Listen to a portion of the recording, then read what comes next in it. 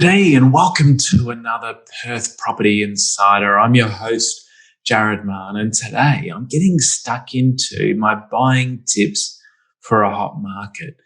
And I'm really excited to be arming you with all this, inside knowledge that I've accumulated over 13 years of being a sales agent and probably started investing 15, 16 years ago. And I really wanted to not only help you do it well, but avoid the costly mistakes that you might discover later. And today we've got a lot to cover from end to end of the buying process. I'm sure you're going to get a lot out of it. So let's go inside. Welcome to Perth Property Insider, where you will learn how to grow your wealth and improve your life using Perth property. Our show is brought to you by Investors Edge Real Estate, the highly rated and award-winning property management specialists servicing the whole of Perth. Now, here is your host, Jared Mann. So if you've been to any home open lately, you'd know that it's a seriously hot market out there in Perth and many other capital cities of Australia. So I thought I'd cover off today my insider view of what I often take for granted about what I know about the buying process. I guess having been a sales agent for 13 years and having helped hundreds of our clients with buying, I often forget what I know that the average investor doesn't know.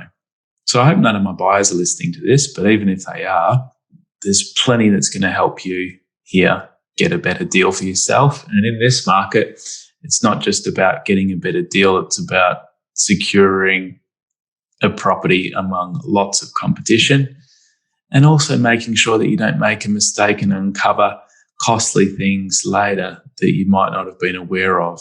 So setting up the whole buying process to be a smooth one, and by securing something now, when there's lots of other competition around a sale, even in 2, 3, 4 months, the property might have gone up 10, 20, 30,000, as we're seeing happening month on month at the moment. So first things first, you need to set yourself a budget. And that means I suggest that you chat to a finance broker. I wouldn't ever deal with banks directly unless you've got past experience with a specific lender and you want to stay with them. But even then, your broker can compare all the options for you, let you know which boxes you're going to fit in and which you're not. I was just on the phone to mine last night preparing for another purchase, trying to get another investment property as soon as possible. Your situation doesn't always suit every lender. And when you look at which lenders are going to best take your situation well, then you can find that the lending terms and what's available and wait times for finance can be significantly different between all the different lenders. So find a good finance broker, get in touch with us and we can refer you to one. And then preferably get a pre-approval, because there is very long wait times with some lenders at the moment, both for a pre-approval and for a contract to be processed once you do find something. So if you're able to start the process for getting a pre-approval, and you may find that even if it takes 2 months, you might not have bought something by that point, and then you can be one step closer to helping your finance go through quickly. You set your budget, you look at, what you can afford to spend, look at potential, holding cost around that, based on expected rent at that sort of price and what your interest rates are going to be, and do a quick back of the envelope on rates and council rates and water rates and, property management. And pretty much in this market, most properties are going to be neutrally geared. If not before tax, they'll be neutrally geared after you get your tax savings back. You just want to make sure that you can afford to hold it even in worse times ahead for yourself personally, or for when interest rates start coming up. But rents are going to be coming back too for a while still. So any future increases in interest rates are going to be offset by our increases in rents over the next 6 to 12 months. Then once you've got your budget set, preferably got your pre-approval, you at least need to have strong confidence that if you gave your broker a sale contract, that you're going to be able to get finance, because the last thing you want to do is go around looking at properties, getting your hopes up, finding one that you really like, putting an offer in, and then finding out that things aren't as solid as you were originally told, or that, if you're just dealing with the bank and they haven't properly gone into things, then that could be devastating, especially with how hard it is to secure something. So getting your financial house in order is critical. Then, before you start going out shopping, you might want to take a step back. Spoken in previous episodes about setting a plan and thinking about the type of properties that might suit that plan. That then enables you to have a bit of a strategy for your purchase. Now, are you looking for something that's more of a passive buy and hold, or something with add value potential to either renovate or subdivide or develop? That's very much going to dictate the suburbs that you're going to look in. So obviously older suburbs, or suburbs that have more higher coding for developments, suitable properties, or older properties that are suitable for renovation, they're going to better suit those types of strategies. And obviously with a passive buy and hold, you want to buy in the best suburb that you can afford, the best quality suburb that you can afford. Now, how do we actually go about the suburb selection? So I've touched on in a previous episode how important capital growth rates are, and I've done a study into 30 years of median price data. I've put together a suburb selection at every sort of price point that you can imagine, from 250 to 300K, all the way up to $1 million plus. And what I've done with that is I've removed any outliers where I don't think there's a strong case for growth to continue as it has done in the past. Some of those outliers I've removed to places like Belga and Westminster that went through big regenerations and changes in their boundaries, etc., and changing of public housing in those areas. I don't expect their growth rates would continue for the same reasons that they did in the past, as an example. I look at the history. I like to invest based on past performance, and then couple that with what I know of happening with train stations, gentrification of areas, and are schools still popular and in demand? I'm very, very regularly looking on the school ranking sites for both primary school and high school, critical factors that will drive ongoing demand for an area. So you can also take a look at, I guess, the suburbs that have got a similar median house price, and then take a bit of a deeper look as to where is the rental market at in each of these. So previously we had to worry about vacancy rates and whether we're going to find a tenant quickly. Pretty much across the board now you're under 1% for vacancies, so that's not so much a factor. But some suburbs are certainly tighter than others, and some property, and especially for some property types, you'll find that tenants will be lining up at the door, whereas for others you might just get a handful. So we can also be consulted to see, what are our rental chances for this type of property? Is it in demand? What are tenants wanting?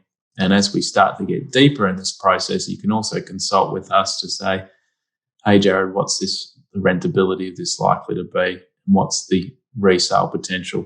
I don't want to skip steps. I'm going to jump back into where we were at suburb selection. So you can also take a look at the rental yields for similar median price suburbs. They're going to differ, and all things being the same, you'd buy with a stronger rental yield where you can get a higher ongoing rent for the same purchase price.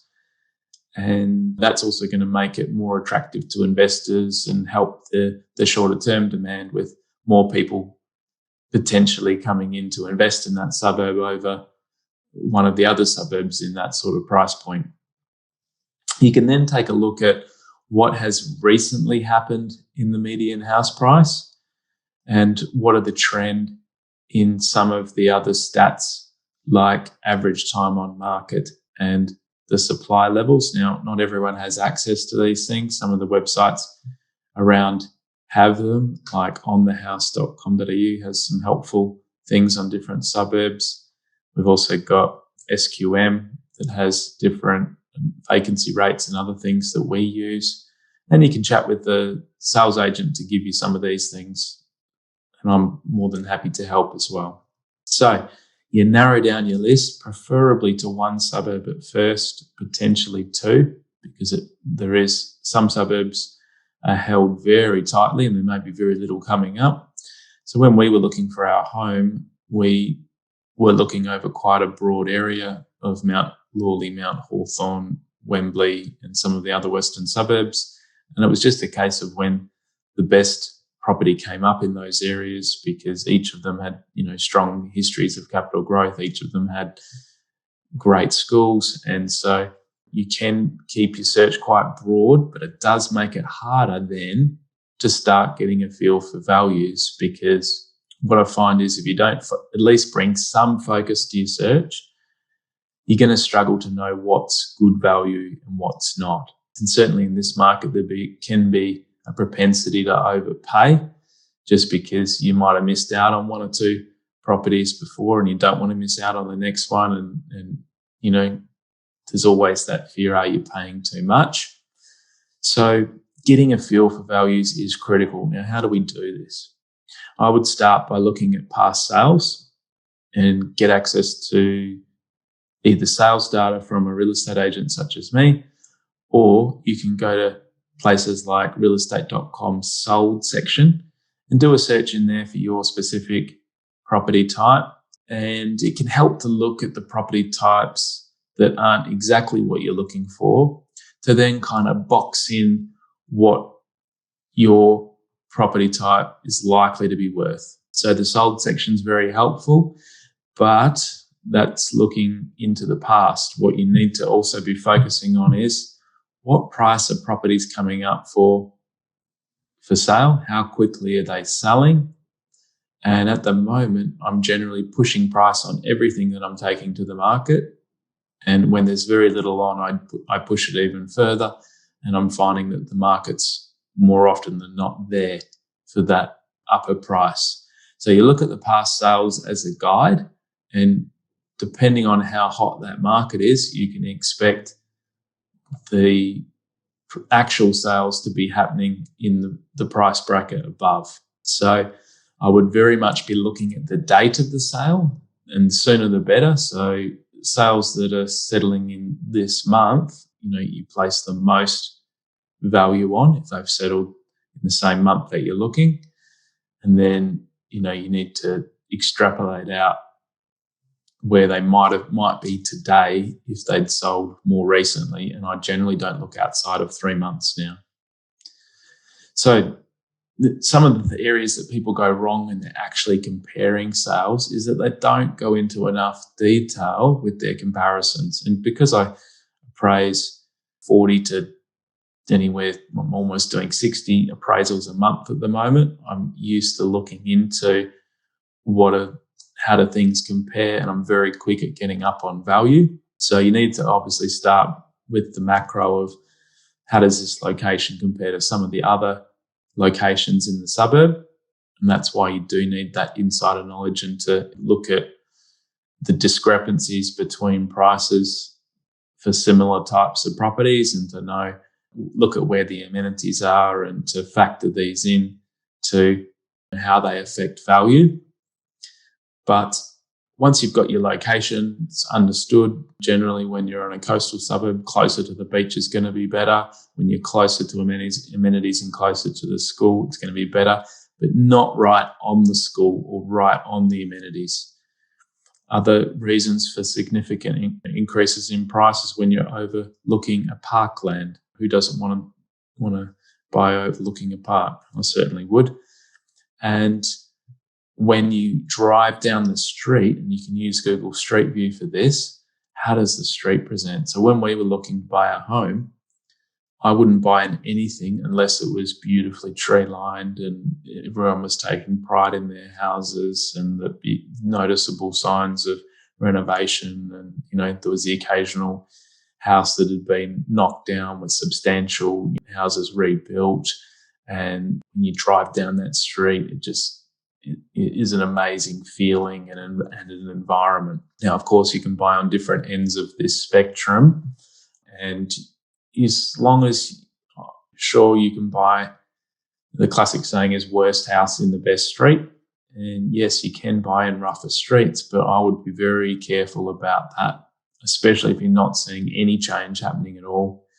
It's likely to stay the same, bad, and very hard to resell if you do come to resell. The other thing I like to do when I then get down to comparing the specifics of the property, you've got to look at the size of the land and size of the living area. You've got to look at the age built and how recently things might have been renovated. You've got to then look at the level of finish throughout the property and how, has it got quality finishings or are they tired and more dated? You've got to look at whether it has a garage or a carport. If a carport is the norm for the area and there's a character element that prevents prevents garages being done, then it's okay to buy what is the norm for the area. But if everywhere also has garages and you're looking at carports, you've got to look at, can you enclose this to make it a garage, or is it not enclosable and it's going to cost too much? So that's a big factor for people. And the other one is, does it have an alfresco or outside entertaining area? So fresco or outside entertaining area, obviously depending on the scale of it, is going to add a lot of extra appeal, and it can be anywhere from 10 to 30 to 50,000 in the difference in price. And so people often just focus on the house and the land size and forget about the alfresco until they go to throw a party, throw their housewarming party, and they've got nowhere to have everyone and entertain everyone. So you'll think about it then. So next step is, once you got your head around the past sales and what properties are coming up with their for sale prices, I would also be coupling that with what we call an auto valuation. So realestate.com has some of these auto valuations. RP Data also has it, and we have access to it as real estate agents, and that's what the valuers use, I guess, as a bit of a guide. And I often get asked, how accurate are they, and can it be used in place of a detailed appraisal from a sales agent? And they are very different things. You can certainly only really use it as a guide, and how these auto valuations work, and they are different and they have different algorithms. But if a property is already on market, the actual asking price can have a big influence on how the auto valuation is calculated. And how they predominantly work is they look at what the property last sold for and when. They look at what similar properties have sold for over the same time, and they look at, did the owner last potentially pay too high? How does it compare to others over that period? And then if the property's on market, many of them look at what the asking price is and how many days on market it's been, and kind of factor that loop into their algorithm to come up with their auto valuation. And they give you a confidence rating. So if it's in the green and it's got high confidence, they'll also give you a range of prices that it could differ between. So let's say the auto valuation comes up with 500K, and it gives a range that it could be worth between 480 and 530. If you know that the market's hot, you could look at that and say, okay, it's probably going to be towards the 530 side. And then you can go deeper to look at the things like the level of finish and how the things compare at the deeper level. Like, how does the location compare? How does the actual quality of the house compare? And I'd certainly only ever be using auto valuations as a guide, and I'd place far more importance on a detailed appraisal from a sales agent. So keeping in mind as well that when you ask for an appraisal, a lot of sales agents can overinflate things to try to buy your business. I'm always very conservative and realistic on the appraisal I give. But when I look at going to market, we can talk about asking higher and maximizing the best price possible that we can get.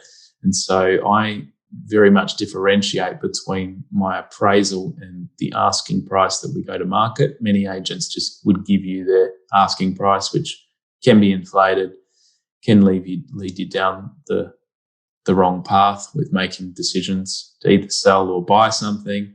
And so just be careful where you're getting your information from.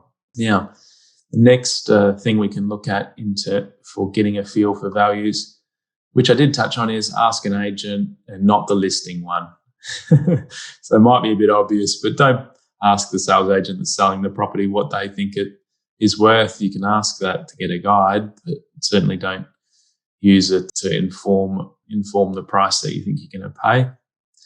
When I say you do want to be chatting to the agent and getting as much out of them, but make sure you get information from other sources as well, so that you can get some independent view on things. And the final point to this, getting a feel for values, is you really need to see enough to know. So if you're the one that's buying the property yourself, then you have to get out there. You have to take all this background information that we've looked at, the past sales, the auto valuations, the chatting to an agent about what sort of price ranges the property that you're looking for is selling for. And then you have to hit the pavement. You have to see as many properties of your type as possible in person. I guess these days we can be aided by things such as the virtual tours that a lot of us are using as agents. I'm certainly using them on the majority of my sales now. You can use Google Street View to see what the streets are like. So you can at least eliminate properties. But I guess initially in your search, I'd be getting out to see as many as possible so that you can really get a good feel for how the one that you find that you really love might compare for pros and cons, and then you can really get a feel for what the value might be. Now, the other one I love to do when I'm out there and chatting to agents is, if you know that they've just had a property go under offer in the area, I would be digging deeper with them to uncover, if you can, what it might have gone for. So, I see you just sold 1234 Smith Street under offer. I see, how'd you go with that? I saw you asking this sort of price. Did you sell above the price, or did you get in the range? Many agents love to tell you all about their, how heroic they were on their sale. They might even tell you the price. If it's unconditional in finance, they might be even more inclined to tell you what price they got. And it's critical if you can get these snippets of what prices are actually going for that are under offer before they hit the sales record. And in my case of buying our family home, we were able to get 3 very recent sales information on that had occurred in the last 2 to 3 weeks. And that gave me the confidence to pay more for the house that we found and really wanted to buy. So without that, I was going to be using, 2 to 3 month old data. And especially by then it's already dated. So getting the under offer amounts is key. But of course, sales agents don't have to tell you until it settles. They really shouldn't be telling you until it's unconditional at least. But they can maybe at least give you a guide for what a similar place might sell for now based on what they got for that property. Is a good way to ask it. So when you're on all these websites, make sure you set up alerts. And my favorite site is realestate.com. Reba's also very good. So you can create your search, set your criteria, and there's very interesting things you can do with keyword filters. So let's say you've done a search let's take Jundana. So you might be doing a search in Jundana.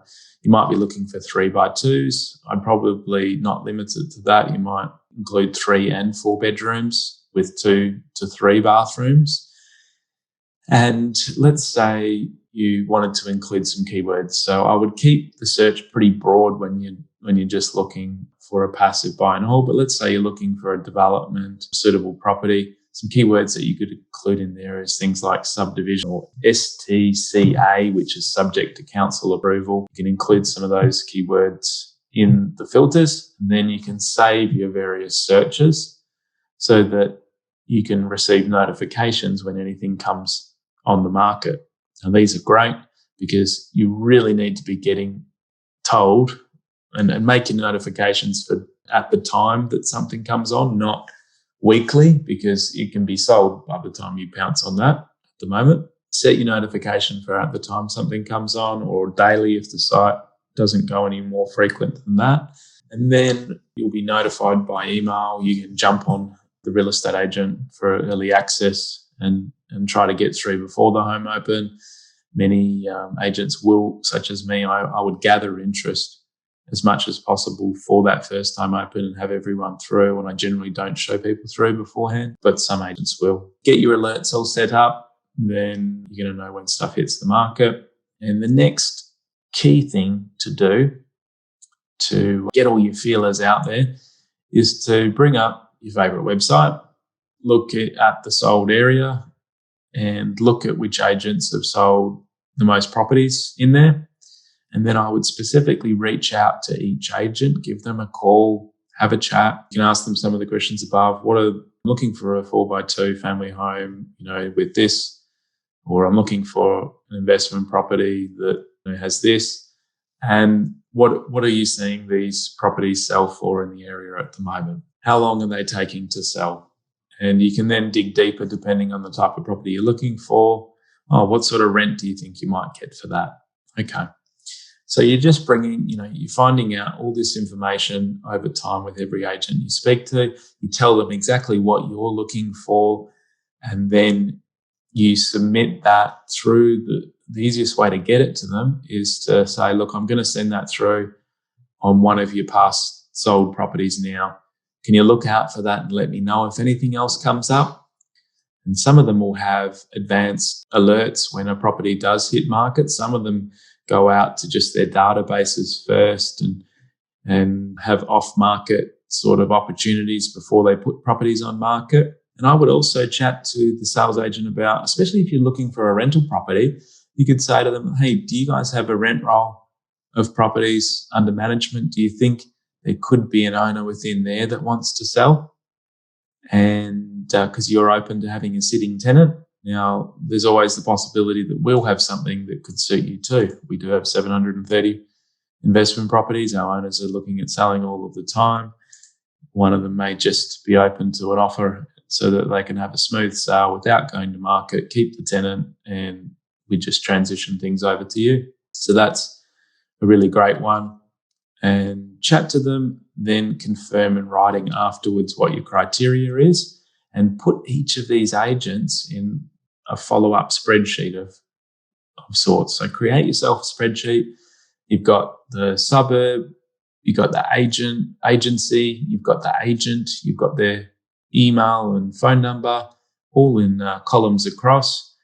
And then you would have date last contacted, criteria sent, yes, no. So if you think that every sales agent you speak to is going to remember you, a lot of them, by the time they hang up the phone, their phone's ringing again. They're on their emails. They might have completely forgotten about your conversation. The good ones will save your details, will let you know when something's coming up, but don't expect that for the majority. So you've got to continue to follow up with them, build a relationship, let them know you're serious, that you're pre-approved if you are.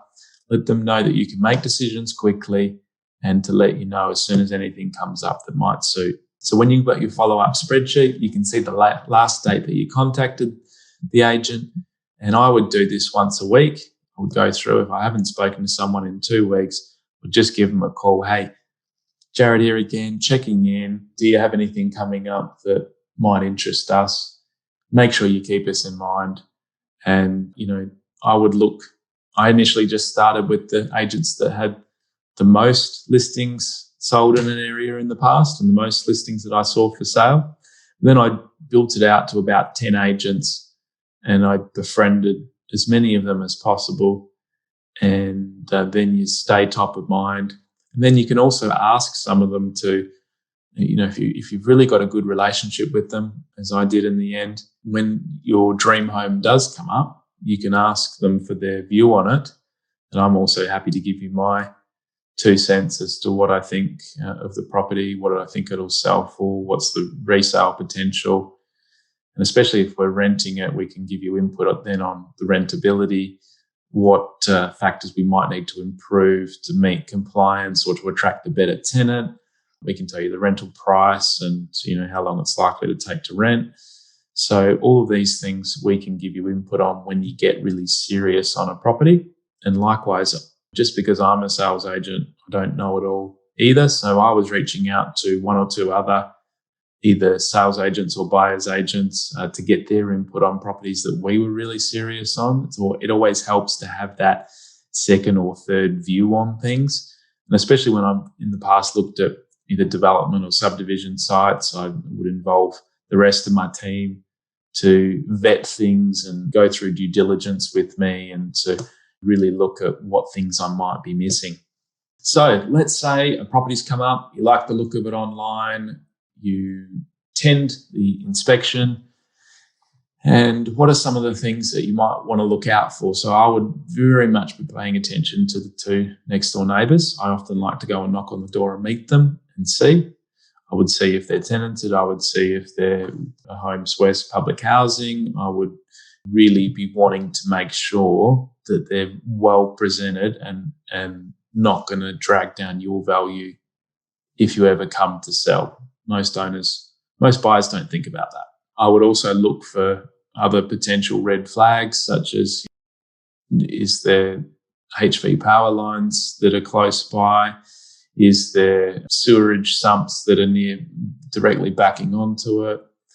Is there car bodies in the street or lots of shopping trolleys around? Those are red flags to me as soon as I see them, and they're going to affect the value. So I've also developed an inspection checklist. So if you do want to help with any of the things I've discussed today, you can head along and request a strategy session with me. And even if you just want our inspection checklist or you want our contract templates, which I'll mention in a minute, or if you want my input on your suburb selection or a bit of other guidance, always happy to help on the buying side. And so I've developed an inspection checklist, and I've got one for an investor and one for if you're looking for your home. The reason I did it is I found myself getting so emotional when I found a property that I really liked that I'd actually overlook a whole bunch of important things. And especially when you're buying older properties, you don't notice at the time because you don't think, has the roof been redone? Has the electrical been redone recently? There's a whole range of things that can be very costly if you overlook them. So this inspection checklist I would use to ground me, to make me logically think through the things that I need to look into. And sometimes I wouldn't, work them all out at the time of the inspection, but it then gets me to go and check into them later, the more serious that I get. So obviously, if you go along to the property and in the first 5 minutes you work out that it's not for you, you don't have to continue with your inspection checklist. We've all got better things to do than fill out paperwork. But the keener you are, the more reason there is for such a thing. Because I find that when the emotions rise, your thinking abilities drop. And it was really interesting for me to notice that in myself and be aware of it. And that's why I created this inspection checklist. And it does have other things on there like, is there any other red flags that I mentioned earlier? You've inspected the property, you like it enough anyway to make an offer. So what are some tips around negotiation? So I would very much be asking the agent, is there any other interest in the property? They're probably always going to answer something positive in nature. Then you can say, is there any other offers that you've received? Can you please let me know if you receive any offers? And there's always the question, I guess, for a buyer, do you be first to make an offer or do you decide to hang back, see what other offers come forward, and then potentially if there is other offers, do you come in last and try to hold back until the agents gathered the interest together, found out where the market's heading, and then they can give you a bit of a guide as to what you'd need to pay, and then potentially come in last over the top of everyone. So it really does depend on the property type and knowing how much interest there is going to be in the property. So look at how many people come along to the home open as a guide. Now, I can sometimes have 10 people along to a home open, and that doesn't necessarily mean that I'm going to get 2 to 3 offers. I might get 0 offers from the 10. It really depends on the reaction and whether buyers see value. Sometimes I only get 3 people to a home open, and 2 of them might want to make an offer. So I would be listening and looking at the reactions of the other buyers. And it's classic when you hear little oohing and ahhing noises and general excitement. The property's not hitting the right mark with people. So there's nothing wrong with being first, but it does give the agent some leverage to then a good agent like me will go and let everyone else know that has come through the home open that we've been asked to write an offer, and we'll be presenting all offers that evening. And that just helps me spark other interest and find out if anyone else is keen. And but there can also be a bit of a danger where if the agent doesn't realise you're interested in the property, a sloppy agent might write up the offer, not tell any other buyers that they've written one, not let you know about the other interest in the property, and you may actually miss out on it, which happens quite regularly. So I never want a buyer to miss out if they were thinking about making an offer, and certainly I want as many buyers competing in a property as possible. So when it comes to negotiation as well, I'd be trying to get a guide from the agent as to how that offer amount is. I would ask them, is there anyone higher than me? They may not answer.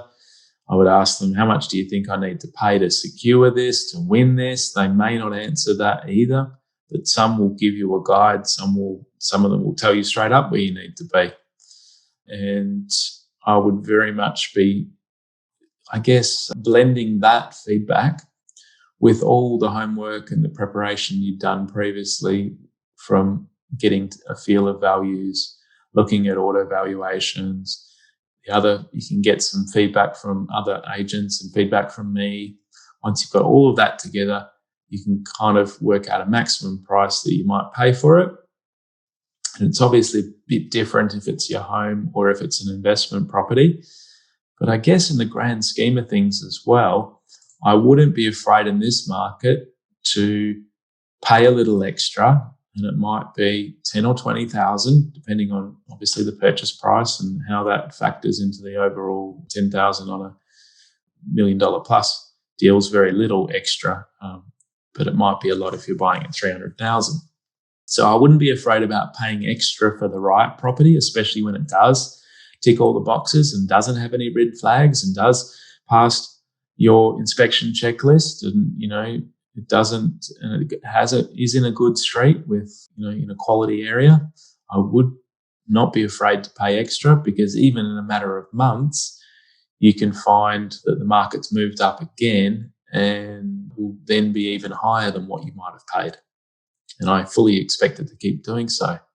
We've only really just started this growth period, and there's plenty of blue sky ahead. So be willing to pay extra for properties. The other thing is that I'm often worried as a buyer myself if no one else is interested in the place.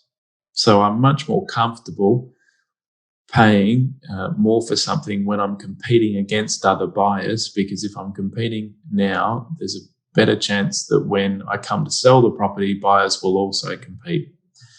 But if there's no other people interested, you have to think that it's probably overpriced, or they genuinely haven't seen the property, like it's off market. Then that's great. You can have a go at it and you aren't going to have competition. But don't be afraid of competition and other interest in the place. And a lot of buyers work that out the hard way. So they shy away from competing. They miss out on 2-3 properties, and then they get ultra desperate. The market's moved up, 50 to 100 grand since the time they started looking, and then they are willing to pay extra, and they actually pay too much. So don't be afraid to compete. Now, final thing I wanted to mention, I've just touched on negotiation and the price to pay. The other side to that coin is how to put your contract conditions together when making your offer. The majority of buyers don't realise that they can put forward any conditions they want. In my 13 years of selling, I've had very few buyers change the conditions that are part of my template. Now, thankfully, for the buyers that I sell to, I go very deep to ensure that we warrant electrical, plumbing and gas items being in working order. And I believe that I want to sell a property that the buyer knows as much about, and so that they're getting what they pay for. But a lot of other real estate agents don't do the same diligence on a property before going to market. They don't know what is not working or what is working. They don't know if things have been approved or not approved. And they don't inform the buyers as well as they should on any of these things. So there can be a lot of hidden things, both to the seller, to the agent, and certainly to the buyer. And it is very much buyer beware. So you want to be including building and pest inspections that are written in your favour and preferably to your satisfaction. You want the building inspection to cover maintenance items or at least minor defects. So not all of them do. And you would want them to have to be done after you've gotten your finance. So I would suggest you get your finance approval, and then you have 7 days or so to get your building and pest inspections done. That way you're not outlaying for those reports until you know you've got your finance. The worst thing to do is to get the reports, pay for them, and then have your finance declined. It's wasted money. So if you do make the building and pest to your satisfaction and possible to terminate without penalty, that way if you get a large maintenance item come up, you can go back to the seller, ask them for a reduction, and if they're not willing to do it, you can effectively terminate because you're not satisfied. But if you don't have such a clause in, you'll be committed to settling, and you'll have some large expenses that you didn't factor into your purchase price. Now, the other thing to include on there is warranties, and I mentioned that I provide them as standard to the buyers of my properties, just so that they've got peace of mind that things are all working. So you want to include electrical, plumbing and gas. And when I buy properties, I would include as many other things as possible. So I include that retickers and risers are working, and I include, pool equipment and pumps, and if there's a bore, I would include that. Make sure the alarm is mentioned, all the things in working order, because it's impossible, and you'd drive the agent nuts if you went around and checked everything at the home open. You don't need to check everything. You just need to include a warranty that it's all working, and then you would come and check it at your final inspection. So I know we've covered a lot today, from setting your budget, choosing your strategy, how it guides your suburb selection, getting a feel for values with past sales and input from agents, then looking at auto valuations, getting an input from me, for instance, on potential pricing for the properties that you're looking at, seeing enough to know, and then registering your alerts on realestate.com, reaching out to agents and letting them know your criteria and having your follow-up spreadsheet. And then finally, when the right properties do come up, inspecting them, looking for the red flags, using your inspection checklist, and some tips around negotiation. We've covered a lot today, haven't we? And then some of the contract conditions you should be aware of. And if you do want any of the resources I've mentioned, make sure you request a strategy session. The link is in our show notes. Thanks for listening today, and I'll see you on the next one.